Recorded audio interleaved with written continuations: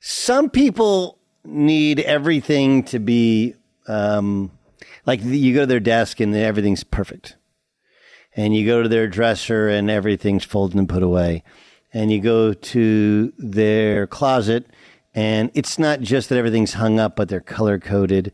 And, you know, you have pants over here and shirts over here and jackets over there and shoes over here. And you're like, man, this is really, somebody spent a lot of time on this stuff. And there are people that can only function when those things are done right and lined out. Things are very quiet. And we speak to each other that way. And it's very reasonable and yada, yada, yada. Like all these things, right? Okay, so it's just really interesting to me on how some people perform better that way. Some people like the pressure and the chaos of not knowing what the future will be. Everyone is different. And here's how it works.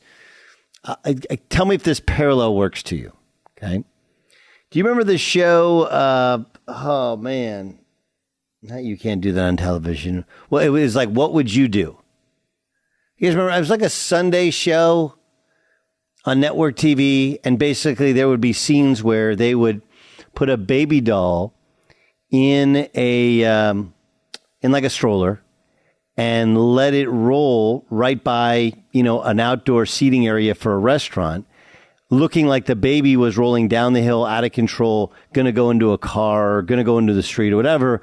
And they do it a bunch of times. And you're trying to figure out, like, who's going to react in a way in which saves this baby's life. Now, it wouldn't be a real baby. They're not going to put anybody really in danger, but they would do things like that. And some people would do the amazing thing, and some people would just sit there and watch the poor stroller turn over and what they thought was a baby roll to its ultimate death.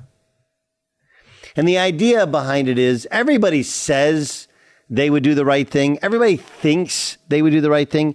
Everybody believes that they would act in a way in which was, but the reality is most people don't. It's just the same way with if I said, hey, that team's under pressure. Everybody believes in their heart they're better under pressure. Yeah.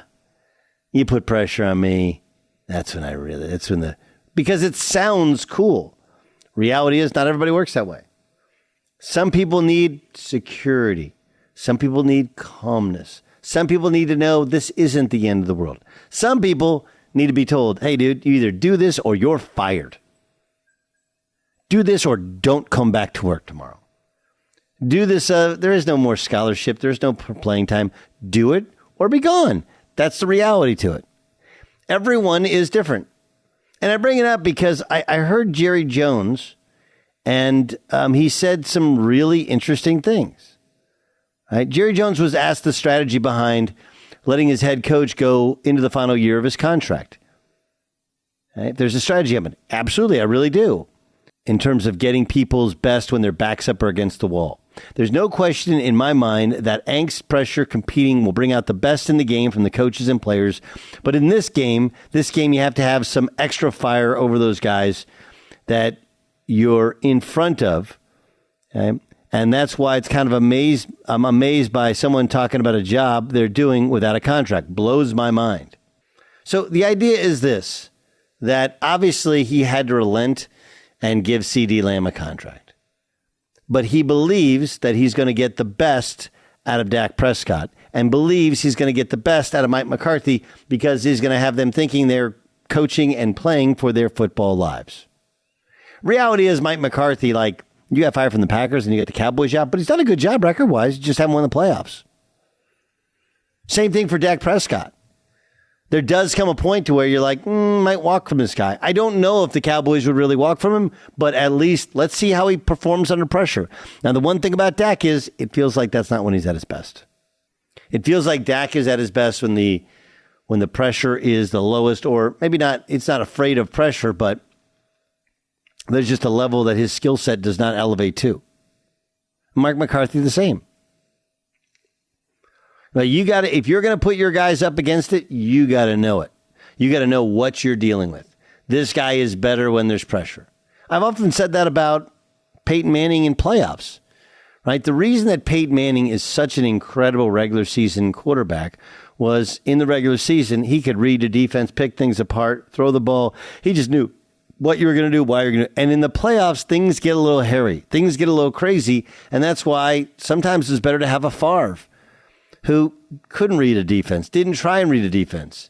It wasn't an art. Right? But timing-based offenses like the Colts had forever, and to a certain extent the Broncos, you can knock teams off their timing in the playoffs. You can be a lot more physical. With Favre, there was no play calls or, it stands to reason Aaron Rodgers. Like, these guys are better when they're under pressure, when they are playing backyard football, when they're just back there, Pat Mahomes, and they're just back there making plays. They don't do the pre-snap reads. They don't pick you apart. It's not the symphony that it was with Peyton Manning. But when it's chaos, that's when they're at their best. It's a gamble. It's a gamble for Jerry Jones to behave this way. It's a gamble to make people play. But those gambles sometimes can pay off. I don't know if was the Baltimore Ravens' ultimate plan. Probably wasn't. They never got greatness out of Joe Flacco again. But that one season of greatness, when his contract was up, that ultimately they relented and signed him to the biggest contract in the NFL. They did get a Super Bowl championship out of it. It has worked before. Some people are better when they don't know what their contract's like, but some people are not. And you got to know how you are, and then you got to be able to articulate to your boss what you need. I worked with Steve Young back in the ESPN days, obviously a Hall of Famer and a former San Francisco 49er. I thought this was interesting. He does a weekly radio hit in San Francisco. Here was the former quarterback's take on Brandon Ayuk with his Niners. Nick Bosa was going to set the market. Trent's going to set the market. You kind of get it in a way. It's a bummer. Like, I wish that Trent would have done this earlier, or the 49ers, and I get all that. But Brandon, because of his youth, and because he's not going to set the market, yet wants to set the market, says, I want to be traded. And then goes through this, I don't know how to put it, but it was like, bro, if you want to tear up the contract and do something big, then you might want to pick, you might want to go the fifth year and go prove it out, like, to make sure that everybody's on board with you setting the market.